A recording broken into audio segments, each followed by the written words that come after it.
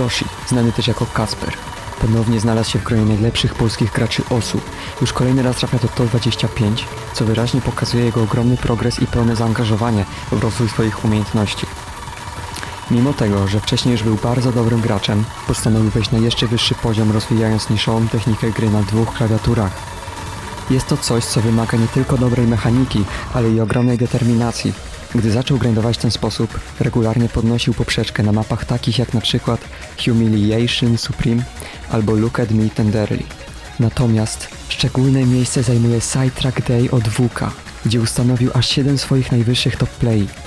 Ta mapa idealnie łączy speed z wymagającym flow aimem, co pokazuje jego wytrzymałość i kontrolę w długich sekwencjach. Choć wiele jego skorów bywa przyćmionych przez ilość speedowych farm, które gra, nie możemy zapominać o jego wszechstronności na mapach takich jak Epitaph, River Styx, Ningen Shikaku, Time to Say Goodbye czy Valley of the Damned, udowadniając przy tym, że radzi sobie nie tylko w speeda, ale też w wymagającym no-modowym flow aimie i klasycznym aimie, gdzie liczy się kontrola i stabilność przez całą mapę. Niezależnie od stylu gry, Kacper zawsze znajdzie jakiś sposób, by sfarmić kolejne PP. Rok 2025 pokazał, jak dobra jest jego technika i jak duży ma potencjał jako gracz.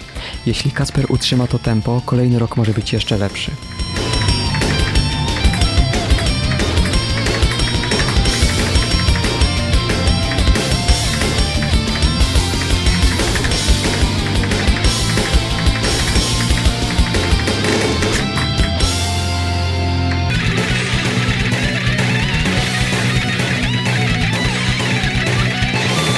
Chociaż Sharitori dopiero niedawno dołączył do polskiej społeczności graczy OSU, udało mu się osiągnąć wszystko, co od niego oczekiwaliśmy.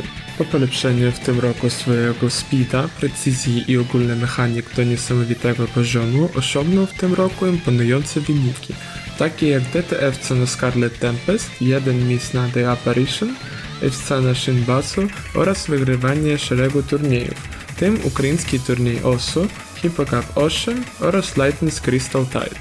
Potem Sharitori przeszedł do kolejnego logicznego kroku jako Ukrainiec. Zmiana flagi i przejęcie miejsca w drużynie polskiej od ciężko pracujących, schodzających polskich talentów, zapewniając swoje niesamowite wsparcie i będąc praktycznie kluczowym członkiem polskiej drużyny, doprowadzając ją do długo oczekiwanego zwycięstwa i ponownie przełamując klątwę OWC. Jego pozycja zdecydowanie świadczy o jego wpływie i poziomie biegłości na polskiej scenie, biorąc pod uwagę fakt, że przez większość roku nie był nawet w polskich rankingach i pokazuje tym, jak wiele może osiągnąć w nadchodzących latach, więc miejmy nadzieję, że przed nim jeszcze wiele sukcesów.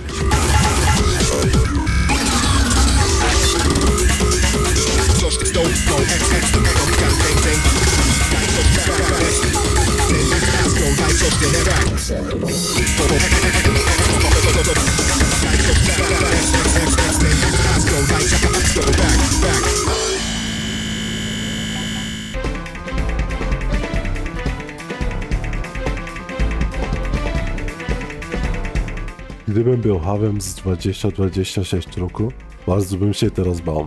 Już w 2023 roku, kiedy zdobył swoją pierwszą odznakę, stworzył precedens dla swojej niesamowicie świetlanej przyszłości. Ale stary, z pewnością można powiedzieć, że całkowicie przekroczył swoje ówczesne oczekiwania. Będąc niesamowicie utalentowanym na hidenie, leadingu, ale najbardziej znanym ze swojej jego accuracy i finger controla, Haw osiąga niewiarygodnie wysokie wyniki i sprawia, że najtrudniejsze i najbardziej gimmick mapy wyglądają jak spacer po parku. Najbardziej godnym uwagi skorem jest jego absolutnie absurdalny 99% FC na Warcraft 1. Próbuję z całych sił, aby choćby pomarzyć o takim wyniku. Haw kończy rok z 3 odznakami, a wisienka na torcie jest to, że jedna z nich jest cholerną usługą. A, on jest...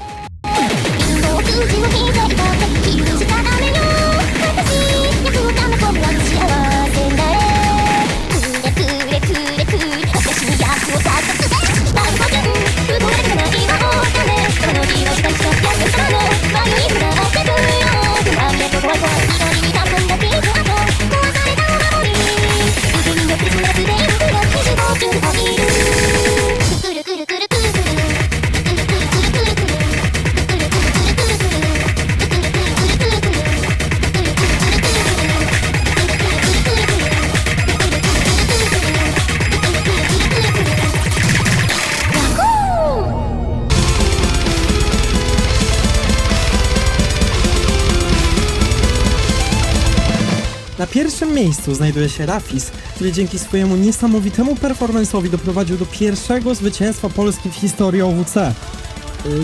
A nie, to nie jest 2017. Na miejscu 7 Znajduje się Rafis, który znajduje się w top 10 Polski już od dobrych 12 lat. Gracz, który najdłużej znajdował się w top 50 rankingu światowego w całej historii gry. Jedyny Europejczyk, a przede wszystkim wielki Polak, który wygrał 2 razy OWC. O jego playach nawet nie trzeba mówić, bo każdy doskonale wie, jakim typem gracza jest Rafał i jakie playe osiągnął w historii gry. Jednak niestety w tym roku po raz pierwszy można było doświadczyć jego faktycznemu braku aktywności w OSU. Oczywiście nie przeszkodziło mu to w zrobieniu wielu play, takich jak chociażby zrobienie swojego nowego top playa na Hold Up Your Heart. No i przede wszystkim nie można zapomnieć o jego niesamowitym performancie na OWC, gdzie dzięki S-Rankowi na Berw udało się również Polsce wygrać OWC po raz drugi w historii. Natomiast z wiekiem Rafałowi, tak, jesteśmy close like that i mogę na niego mówić po imieniu, coraz mniej chce mu się grać w OSU. I chociażby od początku 2026 roku miał zaledwie tylko 6 sesji grania. Więc pytanie, czy Rafałowi znowu wróci motywacja, żeby napierdalać na najwyższych obrotach. Jednak ważniejszym pytaniem jest, czy mu się w ogóle opłaca. Chłopak jest ustawiony do końca życia, jest legendą OSU, a przede wszystkim w zeszłym roku zaręczył się i w mojej ocenie jest to jedno z najważniejszych osiągnięć, jakie można osiągnąć w życiu. Czytał Restricted User.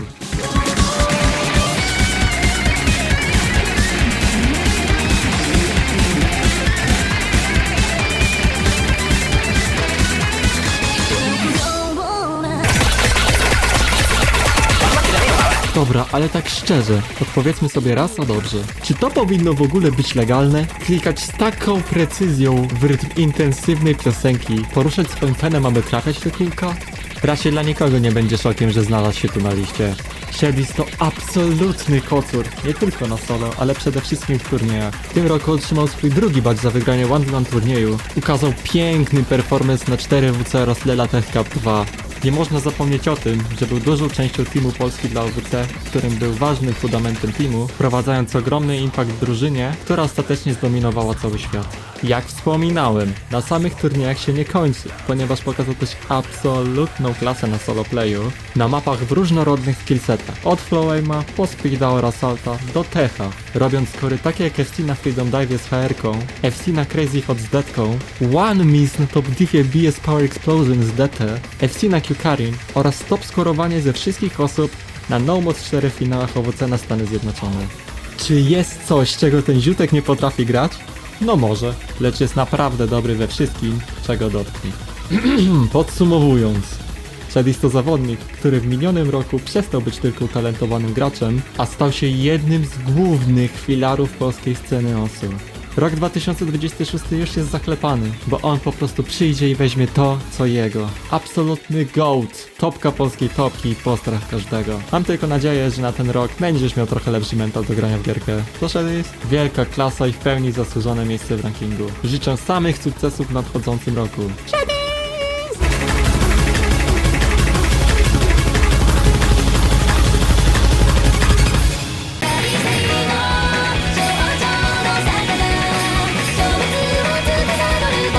Na 5. miejscu w top 25 polskich graczy OSU znajduje się Gnachus, zawodnik, który już od 3 edycji zajmuje wysokie miejsca w głosowaniu, jak i w rankingu ogólnym. Otwiera on tym samym liczbę 3 Polaków łącznie w globalnym rankingu na pozycjach powyżej 10, sam zajmując obecnie 9 miejsce. Przez cały rok pokazał, że jego aim i precyzja mogą być jeszcze lepsze, snajpiąc swoimi zdolnościami takie osoby jak Emrek, Chocomint, Akolibek czy Flying Tuna. W roku 2025 zdobył ponad 20 wyników 1000 pp+, przy czym jednymi z bardziej widowiskowych skorów są Tsukinami, gdzie zdobył obecnie jedyne 1000 pp, robiąc tylko 2 setki przez całą mapę, Ray, na którym zdobył 1206 pp, pokazując, że potrafi także klikać szybkie BPM, oraz Kuki Rikigaku, ten długi mapset od Hany, złapowany przez Lucenta, gdzie na diffie Mirage and Delis zrobił tylko 6 setek, przebijając tym Kuki z jego i zajmując pierwsze miejsce. W samym roku 2025 Gnachus miał również przyjemność wziąć udział w OWC, w którym dumnie reprezentując Polskę dołożył swoje umiejętności do wygrania tego turnieju. Dzięki temu Polska zdobyła swój drugi tytuł Mistrzów Świata w OSU od 2017 roku. Poza OWC brał on udział w kilku innych turniejach, dzięki czemu mógł dopisać do swojego profilu takie wygrane jak Resurrection Cup czy I'm Cup. Jeżeli przygoda Gnachusa nie zakończy się w najbliższym czasie, może on zapewnić Polsce jeszcze przez chwilę naprawdę świetlany okres.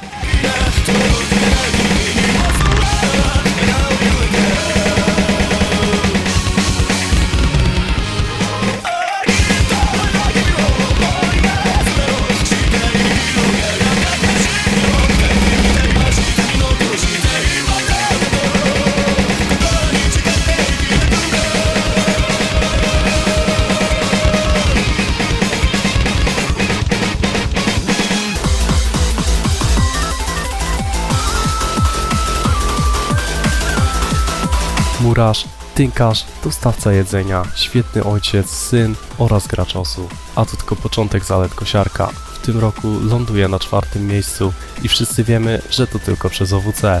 Gdyby więcej ludzi wiedziało, co robi poza osu, wylądowałby w więzieniu. Pamiętam, kiedy grałem swój pierwszy polski turniej osu w 2020 roku i właśnie ten gagatek znalazł się ze mną w drużynie. Już wtedy nie bał się zagrać żadnej mapy i podjąć się żadnego wyzwania, co sprawiło, że dzisiaj jest tu gdzie jest i jest tym kim jest. Ten zawodnik nie przestaje zaskakiwać, dostarczając nam takie skory jak pierwsze FC na Graces of Heaven oraz wszystkim dobrze znany play na Night of Nights w finałach OWC. Miejmy nadzieję, że nie przestanie zaskakiwać w 2026 roku i nadal będzie się rozwijać.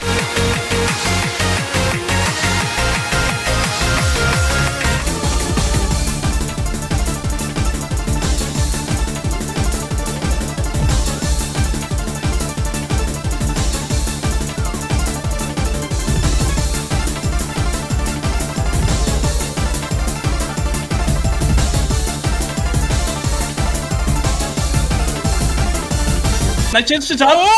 Trafił to! Jestem bez słów. Ja też!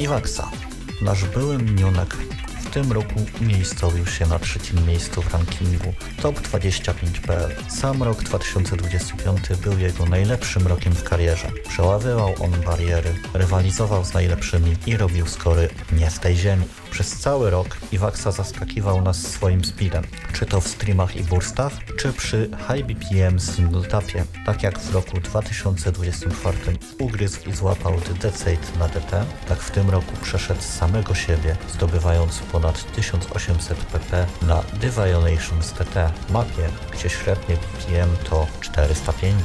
Prędkości, które widzieliśmy kiedyś tylko na pojedynczych filmikach ze Steamiego. Poza samym speedem, Iwaksa popisywał się również szybkim aimem na mapach pokroju Sansa, czy czas powiedzieć do widzenia. Nie można zapomnieć o Nerissie, gdzie nasz rodak rywalizował łeb w łeb z Emrekiem, przy okazji zabezpieczając 2 skory warte ponad 1600 pp. W samej topce Iwaksy ciężko jest wyszukać mapę, która ma poniżej 300 BPM. Prędkości, która przez wiele lat w Polsce praktycznie nie występowała. Demo. Rok 2025 był idealny w wykonaniu Iwaksy. Pierwsze 1900 pp w starym systemie, przy okazji zdobywając pp rekord świata, osiągnął on również top 2 świata na samym początku roku. Iwaksa zaczął również w tym roku grać turnieje, gdzie patrząc na brak doświadczenia w nich, wychodzi mu to bardzo dobrze. Z takim improvementem jest to możliwe, że będziemy mieli kolejnego potwora turniejowego, który będzie w stanie rywalizować z najlepszymi.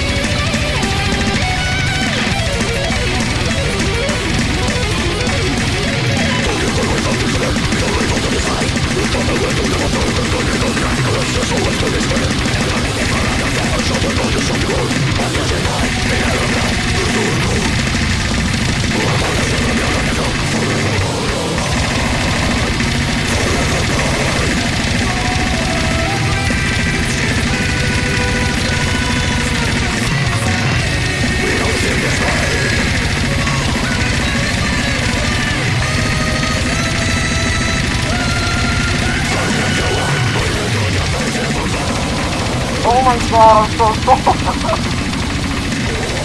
Dude, I'm so stupid. Why did I do that, man? I'm so excited. Why did I fucking...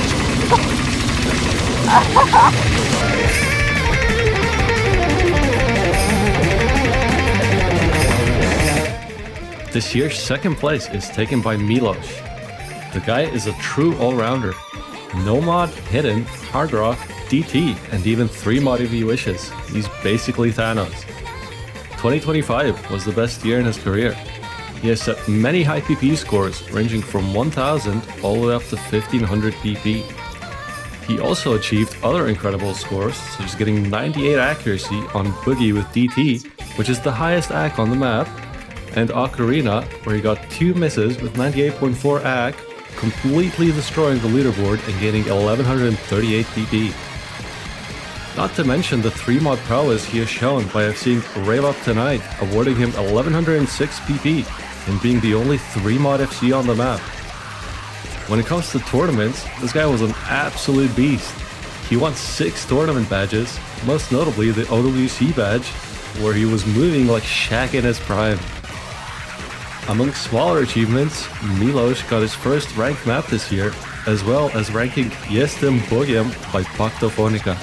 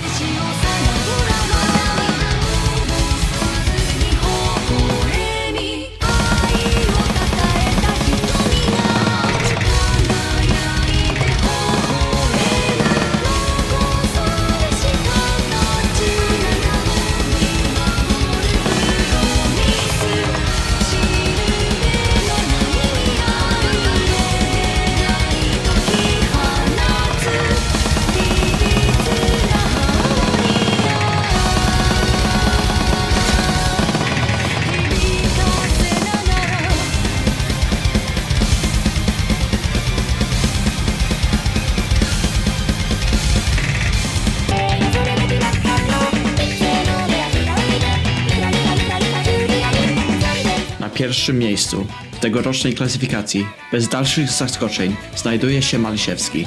Fantastyczny allrounder zawodnik, absolutna topka turnieju świata. Pomimo, że go nie ma w rankingu top 50, to dalej nie znika on z ust innych. Zawodnik, który w tym roku pokazał, że jest w stanie zebrać wszystko co chce, wygrając OWC jako swoje główne osiągnięcie oraz 14 dodatkowych turniejów. Mówimy tutaj o zawodniku, który od kilku lat jest postrachem turniejowym. Jest tylko garstka zawodników, które jest w stanie z nim walczyć na równym poziomie. Sam rok nie był powolny dla niego zdobywając PP. Zdobył on w tym roku 4 razy 1000 PP skory, w tym jeden na Jasinie, gdzie pokazał, że umie grać wyższe BPM, lub na Songdam My Play When You Fight Sans, gdzie pokazał, że szybki aim dla niego nie jest problemem.